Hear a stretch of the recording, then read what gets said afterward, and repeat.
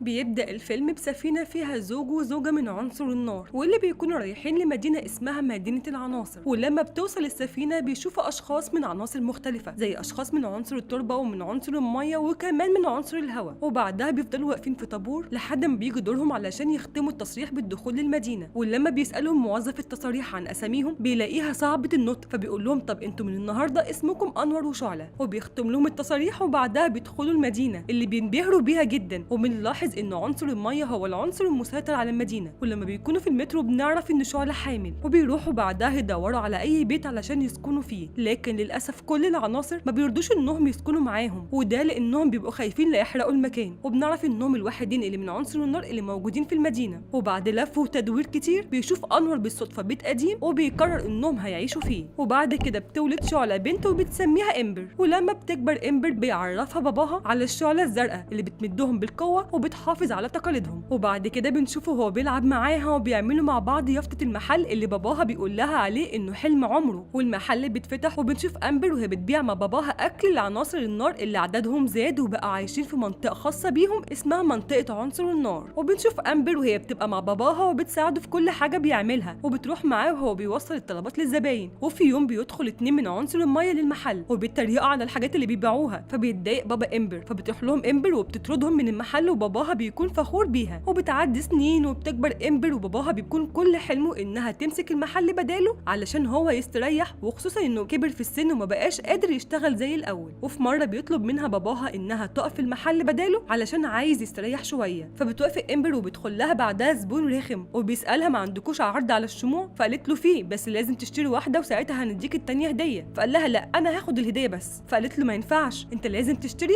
علشان تاخد الهديه. وبيفضل الرخم ياخد شمعه وهي تاخدها منه، وامبر بتتعصب وبتجيب اخرها منه وبتقوم منفجره في وشه. في الوقت ده بيجي باباها بسرعه وبيعتذر للزبون وبيديله شمع كتير هديه. وبعدها بياخد امبر على جنب وبيفهمها انها لازم تتحكم في غضبها خصوصا مع الزباين المتعبين. فبتوعده انها بعد كده هتحاول تمسك نفسها، وده لانها بتحبه ونفسها تتحمل مسؤوليه الشغل بداله. وتاني يوم بتيجي لامبر زبونه متعبه جدا، فبتحاول امبر انها تعمل بنصيحه باباها، لكن للاسف ما بتقدرش وبتحرق المكان. وبيرجع باباها يصالح الزبونه وبيديها هديه. وبعدها بيهدي امبر اللي بتعتذرله وبتحاول تفهمه ان العيب مش فيها وان العيب في الزباين المتعبه. وبتبدا تستخدم امبر قدرتها وبتصلح الازاز وبترجعه زي ما كان. وبعدها بتروح امبر لمامتها واللي بنعرف ان عندها القدره انها تشم ريحه الحب ما بين اي اتنين مرتبطين عن طريق انها بتخليهم يولعوا الشعلتين دول، وساعتها الشعلتين هيطلعوا دخان وهي هتشم ريحه الحب في الدخان ده. وبعدها بتعرفهم اذا كان في بينهم توافق ولا لا. وبعد ما بتخلص شغلها بتروح لبنتها بتقول لها نفس الكلام اللي بتقوله اي ام اصيله لبنتها، انها لازم تتجوز وعايزه تفرح بيها قبل مش عارف ايه. لكن امبر بتبقى برضه زي كل البنات ومبتهتمش بكلامها، وده لانها كل حلمها انها تحقق حلم باباها اللي بتسمعه وهو بيقول للزباين ان امبر لسه مش مستعده انها تمسك المحل بداله، وده بسبب عصبيتها. فبتتحداه امبر انها هتقدر تكسر رقم القياس بتاعه في توصيل الطلبات للزباين. وبسرعه بتاخد الطلبات وبتحطها على الموتوسيكل وبتجري بسرعه علشان توصلها للزباين، وبتكون متحمسه جدا انها تكسر الرقم بتاع باباها. وبعد ما خلصت روحت للمحل وهي فرحانه لانها قدرت تكسر رقم القياسي بتاع باباها. ولما بتدخل المحل بتلاقي باباها يا حرام نايم من كتر التعب، فبتطلب منه انه يروح يستريح وهي هتقفل المحل مكانه. وهو ماشي بيعرفها ان بكره يوم التخفيضات، حاجه كده زي الجمعه البيضاء عندنا، وبيطلب منها انها تدير المحل بكره لوحدها، وبيوعدها ان اليوم لو عدى من غير مشاكل هيخلي المحل يبقى ليها. فبتفرح امبر جدا ان باباها اخيرا هيعتمد عليها في يوم صعب زي ده. وتاني يوم بتجهز امبر المحل وبتحاول تهدي نفسها علشان تستعد لليوم. واول ما بتفتح المحل بتلاقي عدد الزباين كتير جدا، وبنشوف ان اليوم بيبقى صعب جدا على امبر علشان في اللي بيوقع البضاعه وفي اللي بيسال على حاجه وفي اللي عايز يحاسب وفي اللي طلباته كتير. وطبعا كل ده بيأثر على امبر، ولسه هتتعصب بتمسك نفسها وبتسيب الزباين وبتجري بسرعه على المخزن وبتفجر غضبها فيه. وبسبب اللي حصل بتبدا المواسير تتهز، وبيحصل بعدها تسريب للميه بيغرق المخزن، فبتسد امبر اماكن التسريب اللي في الماسوره. وبعدها بتفضل تهزق نفسها وبتقول انها غبيه وما كانش ينفع انها تتعصب في يوم زي ده. وفجاه بيظهر شخص من عنصر الميه وبيكون مرهف الحس جدا، وبيفضل يعيط وهو ماسك صوره لها مع عيلتها في عيد ميلادها، وبيقول لها الله عيله سعيده. وبتساله امبر هو مين وبيعمل ايه في المخزن بتاعهم، فبيعرفها ان اسمه ويد وانه كان ماشي بيدور على سبب التسريب الميه في قريه النار، لكن في ماسوره سحبته وجابته المخزن المحل. فبتقوله طب يا استاذ ويد ممكن تخرج من المخزن؟ لكن ويد ساعتها بيفضل يستكشف المكان وبيقول لها انه بيشتغل مفتش المدينه، وبيديها مخالفه لان المواسير بتاعتهم مش مهيئه لتحمل الصدمات. فبتقول فبتقول لامبر ازاي ده بابا هو اللي مركبها، وكمان هو اللي بان البيت والمحل ده طوبه طوبه. فبيقول لها وهو بيعيط ومتاثر جدا ان باباها عظيم وقد ايه حاجه حلوه ان يبني بيته بنفسه، لكن للاسف دي مخالفه تانية اسمها بناء بدون ترخيص. وبيعرفها وهو بيعيط انه مش مصدق نفسه ان بيكتب مخالفات هتتسبب في قفل المحل الجميل ده. فبتنصدم امبر وبتحاول تاخد منه مخالفات، فبيقول لها ويد اسف اصل ده شغل وانا لازم دلوقتي اروح اوديها للبلديه فورا، وبيهرب منها عن طريق الشباك. فبتطلع تجري وراه علشان تاخد منه مخالفات. وقتها بيكون باباها شايفها وهي بتجري وراه، وبتروح امبر تركب نفس المترو علشان توصل له، لكن لسوء الحظ بتكتشف ان هي في عربيه غير العربيه اللي هو فيها. فبتجيلها فكره وبتخرج من الشباك وبتقرب من العربيه اللي ويد فيها، وبتسيح الازاز قبل ما المترو يوصل للشلال. وبعدها بتدخل بسرعه وبتقرب من ويد وبتحاول تاخد منه المخالفات، لكن بيحس بيها على اخر لحظه. وبعدها بيجري بسرعه علشان يهرب منها. فبتطلع امبر تجري وراه وبتدخل في مدينه العناصر اللي بيبقى شكلها جميل جدا، وبتستخدم الشمسيه وبتطير في الهواء وبتعدي من فوق السكان، لكن الشمسيه ما بتستحملش حرارتها وبتقع بعدها على الارض. وبرغم من كده بتكمل جري ورا ويد اللي بيدخل من فتحه صغيره في الحيطه. وطبعا امبر هتسيبه؟ لا طبعا، بتدخل وراه هي كمان وخلاص هتقرب منه علشان تاخد منه مخالفات. بيخرج ويد من الفتحه وبيكمل جري. وبعدها امبر بتستخدم الفلفل الحار وبتعمل حاجز من النار علشان تمنعه انه يعدي، لكن للاسف بيقدر ان هو يعدي من الحاجز بكل سهوله. وبعدها بيدخل لمجلس المدينه وبيبعت المخالفات علشان تتراجع. ولما بيخرج بيسمع امبر وهي بتقول ان لو المحل اتقفل باباها ممكن يموت. فبيقول لها انت ما قلتيش ليه كده من الاول؟ فقالت له طب اديك عرفت، هتعمل ايه بقى؟ هتقطع المخالفات؟ فقال لها انا كان نفسي والله، بس المخالفات خلاص راحت للمراجعه. فبتتعصب امبر وبيلحقها ويد قبل ما تحرق المكان، وبيقول لها انه ممكن يساعدها بانه ياخدها لقسم المراجعه وهناك تشرح قضيتها. وفعلا بيدخلوا هما الاثنين لقسم المراجعه اللي بيبقى عباره عن مكان مليان اشجار، وهناك بيقابلوا واحد اسمه فيرن واللي بيبقى على وشك ان هو يبعت المخالفات بتاعه امبر علشان تتنفذ، لكنهم بيمنعوه على اخر لحظه. وبعدها بيطلب ويد من امبر انها تقول له ان باباها هيموت لو المحل بتاعه اتقفل. فامبر بترفض وبتقول له لا دي حاجه شخصيه. فقال لها بس دي حاجه ممكن تاثر فيه زي ما اثرت فيا. فلما لقاها برده مش عايزه تقول له قرر ان هو اللي هيقول له، بس كل ما يجي يقول له امبر بتمنعه. وبيفضلوا على الحال ده لحد ما صاحبتنا كالعاده بتتعصب وبتحرق كل الاشجار اللي موجوده. وبسبب اللي عملته فيرن بيبعت المخالفات وبيعرفها ان المحل بتاعهم هيتقفل في خلال اسبوع. فبترجع امبر للمحل وهي حزينه وبتلاقي ان المحل مقفول وان باباها في المخزن وبيحاول يصلح المواسير. وبيسالها باباها هو الشخص اللي من عنصر الميه اللي كنت بتجري وراه هو السبب في اللي حصل في المخزن ده؟ فبتقول له ايوه يا بابا. فبيستغرب باباها من وجود ميه في منطقه عنصر النار، ومن كتر التعب بيقع. وبتلحقوا امبر فبتطمنه شعله انهم هيعدوا من الازمه دي زي ما عدوا من الازمه اللي حصلت لهم زمان. وقتها ما بتكونش امبر فاهمه هي تقصد ايه، فبتحكي لها مامتها عن الماضي وبتقول لها ان هم كانوا عايشين مع اهلهم في ارض النيران وكانوا مبسوطين جدا بحياتهم، وان باباها بنى بكل الفلوس اللي معاهم المحل اللي كان بيحلم بيه. لكن في يوم حصلت عاصفه قويه دمرت بيتهم والمحل، وده اللي خلى باباكي يفكر انهم يروحوا يكملوا حياتهم في مكان تاني. وفعلا باباكي ودع عيلته وقدم لباباه الاحترام الكبير، لكن باباه ما ردش التحيه دي وده معناه ان هو غضبان عليه. وبعدها ركبنا السفينه اللي جابتنا لمدينه العناصر. فالكلام ده خلاها تفكر في موضوع قفل المحل، فطمنت باباها بانها هتحافظ على المحل بتاعه مهما حصل. وتاني يوم بتقابل ويد في مجلس المدينه وبتعرفه انها مستنيه رئيسه المجلس علشان تتكلم معاها. فويد بيقول لها ان جيل رئيسه المجلس مش هتيجي النهارده لانها بتتفرج على ماتش الكره الهوائيه. وبعدها بنشوفهم هما الاثنين وهم رايحين الاستاد علشان يقابلوا جيل اللي بيلاقوها متعصبه ومتضايقه لان الفريق اللي بتشجعه خسران. وبتعرفها امبر على نفسها وبتطلب منها انها تتنازل عن المخالفات علشان المحل بتاع باباها ما يتقفلش، لكن جيل بتتعصب لانها ما بتكونش عايزه تتناقش في الشغل والماتش شغال. فبتتضايق امبر وبتقول لها انها ما ينفعش تتجاهلها علشان تتفرج على ماتش تافه وتسيب مشكله المحل اللي هو كل حاجه بالنسبه لهم. وبيفضلوا هما الاثنين يزعقوا لبعض وبيبقوا على وشك انهم يتخانقوا. وفي الوقت ده ويد بيقاطعهم وبيقول ان لودز لاعب في الفريق اللي جيل بتشجعه بيلعب وحش علشان مامته عيانه، وبيبدا يشجعه ويخلي كل اللي في المدرجات يشجعوه معاه، وكمان بيحمسوه بموجه عملاقه. فبتحمس لودز جدا وبيجيب هدف الفوز، وساعتها بتعجب امبر بيه لانه قدر انه يتعامل مع المدرج كله ويأثر فيه. وبعد كده بينتهي الماتش وبتبقى جيل مبسوطه لان الفريق اللي بتشجعه هو اللي كسب. فبتستغل امبر الفرصه وبتحكي لها اللي حصل معاها وانها ما ينفعش انها تقفل المحل بتاع باباها. فبتستغرب جيلي لما بتعرف ان في ميه بتوصل لقريه النار، وبتقول لامبر انها قطعت الميه عن القريه بتاعتهم من سنين علشان ما تاذيش الاشخاص اللي عايشين هناك. فويد بيقول لها انه هيتابع مصدر التسريب من بيت امبر، ولما يلاقيه ساعتها هيكلم طاقم الاصلاح علشان يوقفوا التسريب. فبتوافق جيل وبتقول لهم انهم لو قدروا يحلوا مشكله التسريب ساعتها بس هتلغي المخالفات بتاعه المحل بتاع امبر، وبتديهم مهله لحد نهايه الاسبوع وبتسيبهم وبتطير. وبسرعه بيروح ويد مع امبر للبيت بتاعهم وبيطلعوا على سطح البيت، وبتستخدم امبر قدرتها وبتعمل منطاد، وبعدها بيركبوا فيه هما الاثنين وبيبداوا يدوروا على مصدر التسريب من فوق المدينه، وفعلا بيشوفوا بركه من الميه وبيتتبعوا اثرها. وهم في الطريق بتشوف امبر الحديقه المركزيه فبتزعل وبيسالها ويد عن السبب، فبتحكي له انها لما كانت صغيره راحت هي وباباها للحديقه دي علشان تشوف زهره الفيفوستيريا، واللي بنعرف انها زهره نادره جدا، ولما بيجي عليها الدور علشان تشوفها الحارس بيمنعهم وبيقول لهم ان ممنوع حد من عنصر النار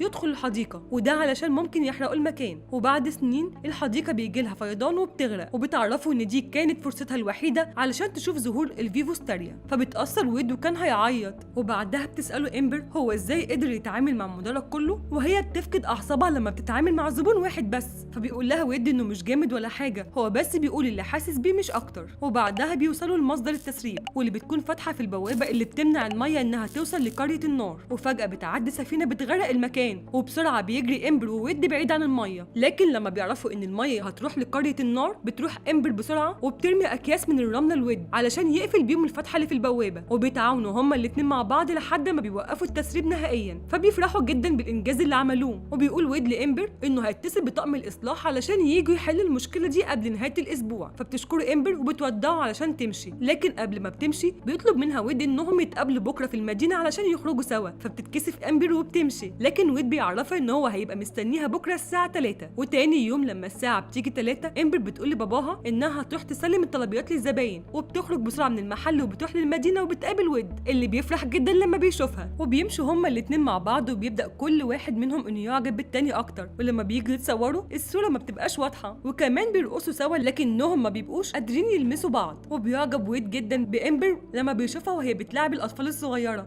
وهم ماشيين بيتغير لون امبر، وده لانها واقفه على معدن، وكل لما بتقف على معدن مختلف لونها بيتغير، فبينبهر ويد جدا فحب يبهرها هي كمان، فبيجري بسرعه على الميه وبيعمل لها قوس قزح، فبتنبهر امبر بيه هي كمان. وبالليل بتبقى راجعه للبيت وهي سعيده وفرحانه. وتاني يوم الصبح بنشوف ان الميه رجعت تتسرب تاني، وبنروح لبابا امبر اللي بيلاحظ ان بنته ما بقتش بتتعصب زي الاول وانها بتتعامل مع الزبائن بكل هدوء، وفجاه المواسير بتسرب ميه، فبتخاف امبر وباباها على الشعله الزرقاء لا تنطفي، فبتروح امبر بسرعه تسد الفتحه اللي في الماسوره، وبعدها بيجي لهم واحد المحل ومعاه ورد الامبر، وعلى طول بتلاحظ امبر ان ويد متنكر على هيئه الميه اللي في الورد، فبتاخد كل الورد وبتنزل بيه للمخزن، وساعتها بتخرج ويد من الميه وبيقول لها ان اكياس الرمله ما استحملتش ضغط الميه، وبيعرفها ان طقم الاصلاح مش هيحلوا مشكله التسريب لانه تسبب لهم قبل كده في مشكله، وبيعرفها ان من الاخر كده طقم الاصلاح مش هيساعدهم. وفجاه بينزل باباها للمخزن وبيتعصب لما بيشوف ويد، لكن امبر بتهديه وبتقول له ان ده شخص تاني غير اللي بوظ المواسير، فويد بيعرفه بنفسه وبيقول له ان هو مفتش الطعام، لكن باباها برضه بيبقى شاكك فيه، فبيطلعه فوق في المحل وبيقدم له اكل علشان ياكله. وقتها بيضطر ويد انه ياكله علشان ما يتكشفش قدامه، وبعدها بيقول له ان الاكل بتاعكم طعمه حلو بس هيبقى احلى لو حرارته قلت شويه، فبتعصب باباها عليه وبترده من المحل وبيمنعه انه يدخل المحل تاني. وفي نهايه اليوم بنشوف امبر وويد وهما بيعبوا الرمله في اكياس علشان يسدوا بيها الفتحه اللي في البوابه، وبيحاول ويد انه يشرح لامبر ان الفكره دي مش هتنجح لانهم عملوها قبل كده والميه اتسربت برضه، فبتزعل امبر لانها مش قادره تحافظ على المحل بتاع باباها زي ما وعدته، وبتقوله انها فاشله لانها ما قدرتش تتحمل مسؤوليه المحل بدل باباها اللي المفروض يستريح علشان كبر وما بقاش قادر يشتغل زي الاول، بس هو ما عملش كده لانه شايفها لسه مش مستعده لاداره المحل. فويد بيهون عليها وبيقول لها انها بتعمل اللي بتقدر عليه، وبعدها بيتفاجئ لما بيشوف ان الرمله اللي قاعده عليها امبر اتحولت لازاز بسبب حرارتها، فبتمسك امبر شويه رمل وبتعملهم كره وبترسم فيها زهره الفيفوستيريا، فبتجيلها فكره وبيروحوا هما الاثنين لمكان تسريب الميه، وبتستخدم امبر قوتها وبتسيح الرمله اللي في الاكياس وبتكون منها حاجز وبتصلح البوابه وبتمنع الميه انها تتسرب، وبيبقوا هما الاثنين فرحانين جدا. وبيقول ويد لامبر ان هو هيخلي جيل تشوف اللي عملته علشان تلغي المخالفات بتاعه المحل بتاعها. وبعد كده بترجع امبر للبيت وبتلاحظ ان باباها تعبان ومش قادر يشتغل، فبتطلب منه انه يرتاح وهي هتكمل الشغل مكانه. وبعد ما بتخلص شغل بتروح تقابل ويد، وساعتها مامتها بتصحى لانها شمت ريحه حب، وفضلت ماشيه ورا الريحه دي لحد ما شافت امبر وهي واقفه مع ويد، فبتتضايق ان بنتها بتحب واحد من عنصر الميه. وبعدها بنروح لامبر بنلاقيها بتسال ويد اذا كان تواصل مع جيل ولا لا، فقال لها انه تواصل معاها ومستني مكالمه منها، وبعدها بيطلب منها تتعشى معاه هو وعيلته، فبتوافق امبر وبتروح معاه. ولما بتيجي مامتها تدخل وراها الحارس بيمنعها، وبعد كده بتقابل امبر مامة ويد اللي بتكون فرحانه بيها جدا وعايزه تحضنها، وبتقول لها لها ان ود ما بيبطلش يتكلم عنك. وبعدها بيعرفها ود على عيلته اللي بيكونوا عمالين يضحكوا لما بيفتكروا ود وهو صغير لما شاف سفنجه واتحبس جواها. وفجاه اخوه بيكسر ابريق الميه، فبتجمعوا امبر وبتسيحه وبتخلي شكله احلى من الاول، فبينبهروا من اللي عملته وبيحيوها على شطارتها. فبتقول لهم امبر انها موهبه عاديه، لكن بترد عليها مامة ود وبتقول لها انها لازم تنمي موهبتها وتستغلها. وبعدها بيقترح عليهم ود انهم يلعبوا مع بعض لعبه العياط، وساعتها امبر قالت له مستحيل انك تكسبني فيها. واللعبه بتبقى عباره عن اتنين بيبقوا واقفين قدام بعض، وواحد فيهم بيخلي التاني يعيط عن طريق ان يحكي له مواقف او قصص مؤثره، ولازم ده يحصل في خلال دقيقه. ولما بيجي الدور على ود وامبر، امبر بتفضل تقول لود ان ده مستحيل لانها عمرها ما عيطت ولا مره في حياتها. وبيبدا ود يحكي قصص حزينه لامبر عشان يخليها تعيط، لكنه بيفشل بالرغم من ان القصص فعلا حزينه، الا ان امبر ما بتعيطش وبتبقى شايفه ان دي قصص عاديه. وساعتها ود بيعرفها ان هو قبل ما يشوفها ما كانش حاسس بطعم الحياه، وبيقول لها ان اكتر حاجه بتمناها ان هو يكون جنبها وما يبعدش عنها ابدا. فبتتاثر امبر جدا وبتعيط لاول مره في حياتها. وفجاه التليفون بيرن وبتطلع ان جيل هي اللي بتتصل، وبتعرف ود ان فكره اصلاح البوابه بالازاز المنصهر عجبتها جدا، وبتقول له ان مخالفات المحل بتاعت امبر اتلغت. فبيفرحوا هما الاثنين لان كده المحل مش هيتقفل. وبعدها بتخرج امبر من البيت وبتشكرهم على الاستضافه. فمامته بتقول لها انها بعد العشاء اتصلت بصاحبتها اللي بتكون صاحبه اكبر شركه ازاز في العالم، وحكت لها عن موهبتها وقالت لها انها موافقه انها تنضم ليهم. وبتعرف مامة ود امبر ان الشركه دي في مدينه تانية، وبتنصحها انها لو استغلت الموضوع ده هيبقى ليها مستقبل باهر. فبتمشي امبر وبيبان عليها انها ماشيه زعلانه، فبيروح ود وراها علشان يشوف مالها. فبتقول له انها مش المفروض انها تحقق حلمها وتسيب حلم باباها. وبعد كده بتركب الموتوسيكل وبيركب ود وراها، وبتشوفهم مامتها، وبنشوف امبر وهي ماشيه بسرعه جنونيه. وبعدها بتعرف امبر ود انها عاشت طول حياتها بتحاول تحقق حلم باباها، وان طول الوقت عصبيتها كانت بتحاول تفهمها ان مش هو ده اللي هي عايزاه. وبتقول له كمان ان عمرها ما سالت نفسها ولا مره ايه اللي هي عايزاه، بس مفيش قدامها غير انها تضحي باحلامها ومستقبلها علشان ترد جميل باباها عليها. وفي الوقت ده بتشوفها مامتها وبتزعق لها، وبتعرفها امبر ان ود ده مجرد صديق بس. فبتقول لها مامتها انها كذابه لانها شامه ريحه الحب اللي ما بينهم، وبتعرفها ان مستحيل ان الميه والنار يرتبطوا ببعض، وبتقول لهم انها هتثبت لهم صحه كلامها. فبتاخدهم معاها لمكان شغلها وبتطلب من امبر انها تولع شعله. وبعدها بيجي الدور على ود، فطبعا ما بيعرفش. فقالت لها مامتها شفتي؟ فبتيجي فكره لود، وهي انه يجمع النور بتاع امبر في نقطه زي العدسه ويولع بيها الشعله، وساعتها بيختلط الدخان ببعضه. ولسه هتقول لهم في ما بينهم توافق ولا لا، بيسمعوا صوت بابا امبر جاي، فبيهربوا ود بسرعه قبل ما يشوفوا. وبعدها بيروح لهم بابا امبر وبيكون متحمس لانه عنده خبر حلو جدا، وهو انه قرر انه يتقاعد عن العمل، وان بنته امبر هي اللي هتمسك المحل بداله. وبعدها بيوريهم اليافطه اللي عملها واللي بيكون مكتوب عليها اسمها، وبيقول لها ان بالمناسبه دي هيعمل حفله كبيره ويعزم فيها القريه كلها علشان يعرفهم ان امبر هي اللي هتبقى مديره المحل. وبعدها بيسيبوها وبيروحوا علشان يناموا. وبتفضل امبر قاعده قدام اليافطه طول الليل وهي بتعيط. وتاني يوم بتروح امبر لود وبتديله الكره اللي كانت عاملاها، فبيفاجئها ود وبياخدها علشان يوريها زهره الفيفوستاريا اللي كانت بتحلم تشوفها. وبيخلي جيل تعمل فقاعه كبيره من الهواء، وبيعرفها ود ان الفقاعه دي هتفضل لمده 20 دقيقه تحت الميه. بعدها بتدخل امبر جواها وبيمسك ود الفقاعه دي وبيتحرك بيها وبيخليها تشوف زهره الفيفوستاريا. وامبر بتكون مبسوطه جدا. وفجاه الهواء بيبدا يخرج من الفقاعه، فبياخدها ود وبيجري بسرعه لمكان الخروج، وبيحاول يطمن امبر اللي بتكون مرعوبه انها تنتفي. فبينطلق ود باقصى سرعه وبيخرج بيها على اخر لحظه. وبعدها بيعتذر لها على اللي حصل، لكن بيلاقيها فرحانه جدا لانها اخيرا شافت الزهره اللي كانت هتموت وتشوفها. وبعدها بيطلب منها ود انه يمسك ايديها، لكن امبر بترفض وبتقول له ان ده مستحيل لانها ممكن تخليه يتبخر او هو يخليها تنتفي. بس ود بيبقى مصر انهم يجربوا، فبتتشجع امبر وبتمسك ايده. والغريب انه ما بيحصلش حاجه، وبيبقوا هما الاتنين مش مصدقين اللي حصل، فبيفرحوا جدا وبيقربوا من بعض اكتر. وبعدها بيرقصوا. وفجاه بتفتكر باباها فبتسيبه وبتمشي. فبيروح ود وراها وبيسالها رايحه فين، فبتقوله للمحل اللي هبقى مديرته من بكره. فبيفكرها ود ان ده ما كانش حلمها، وبيطلب منها انها تقول لباباها انها مش حابه تشتغل في المحل بداله.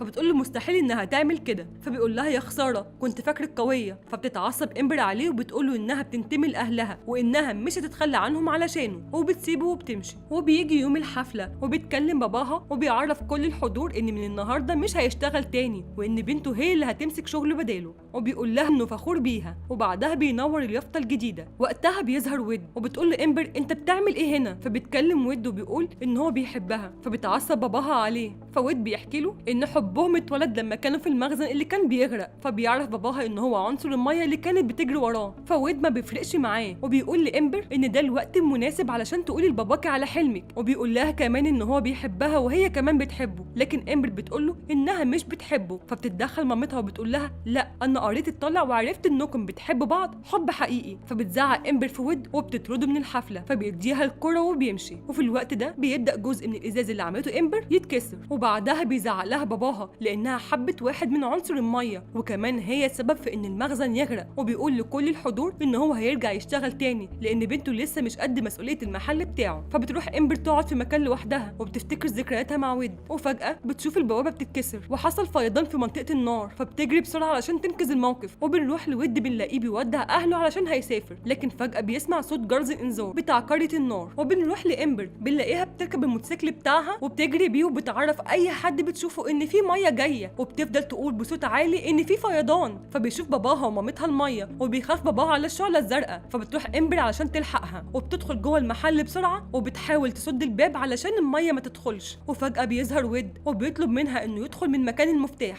فبتستغرب امبر انه رجع لها بعد كل الكلام اللي قالته له. وبعدها بتشوف امبر الميه وهي رايحه ناحيه الشعله، فبتخلي ويد يسد الباب وهي بتروح تجيب اكياس الرمل علشان تعمل بيهم حاجز حوالين شعله النار. وبعدها بتدخل جوه الحاجز، لكن بعدها الميه بتدخل من الشباك. فبيطلب منها ويد انهم لازم يهربوا بسرعه لان المحل هيغرق. لكن امبر بترفض علشان تحافظ على الشعله اللي بالنسبه لباباها هي كل حياته، وبتقوله انها هتحافظ عليها لو ايه حصل. وللاسف الميه بتكون قويه جدا، فبتزق امبر وبتطفي الشعله. بس بيجي لها ويد ومعاها مصباح وفيه شعله زرقاء، فبتفرح امبر وبتلاحظ ان الميه هتتسرب ليهم. فبتسد امبر مكان الفتحات دي، ولان المكان مغلق فويد بيبدا يغلي من حراره امبر. فبتحزن امبر علشان ويد هيتبخر، لكن ويد بيمسك ايديها وبيقول لها انه مش ندمان انه هيضحي بحياته علشانها. فبترد عليه امبر وبتقول له ان حياتها ملهاش اي معنى من غيره، وبتعرفه انها بتحبه جدا. وساعتها بيفرح ويد انه بيسمع الكلام ده منها، وبعدها بيحضنوا بعض. وبنرجع للقريه بعد ما الفيضان ما خلص، وبنشوف بابا ومامة امبر وهما بيدوروا عليها وبيفتحوا المكان اللي كان مقفول عليهم. وبيشوفوا امبر وهي حزينه وبتعرفهم ان ويد اتبخر بعد ما انقذها. وبتروح لباباها وبتعرفوا انها ما كانتش حابه تمسك اداره المحل بتاعه، وبتعيط وهي بتقول له انها اسفه لان ده كان حلمه ولكن مش حلمها. وبعدها بتديله الشعله الزرقاء، فبيقول لها باباها ان المحل مش حلمه وان هي اللي حلمه. فبتتفاجئ امبر بالكلام ده وبتحضنه وهي بتعيط.